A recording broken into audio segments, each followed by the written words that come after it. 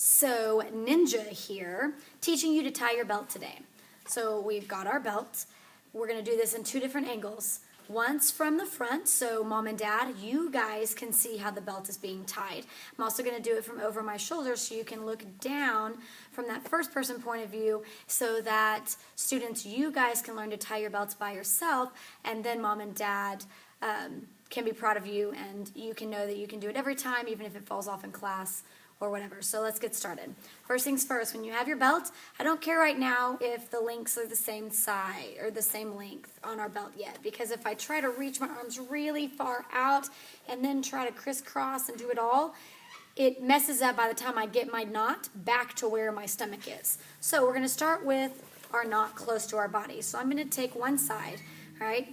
This piece of tape really just represents one side of the belt so that you guys can see a difference and where this piece ends up. That's mainly what it is. It's not representing a decided rank versus a recommended rank. So this side of my belt I'm going to put on top. All right, whatever is on top is going to pull underneath and come up the top. Now one thing we'll learn about our belt is we always pull across our body. We never pull up and down. That's a no-no. So we always pull across. So at this point, now I can actually work with the length of my belt, and I go, okay, so one side is shorter than the other. I need to get this side longer. So the way I do that is I actually move my belt closer to that longer side, and then I scooch my knot back to the center. So then as I check, okay, still need a little bit more, scooch my knot back to the center. Now it looks much more even, and we can begin from here. So now we've got this one loop on top and this nice flat piece that likes to hang flat on our side. What we're going to do from here is take the bottom piece, the flat piece, and I'm just going to flip it over to the inside. All right, so it has this little dog ear. The other side is going to go back on top. So if you notice, the same side of the belt ends up on top both times. It's going to go under again.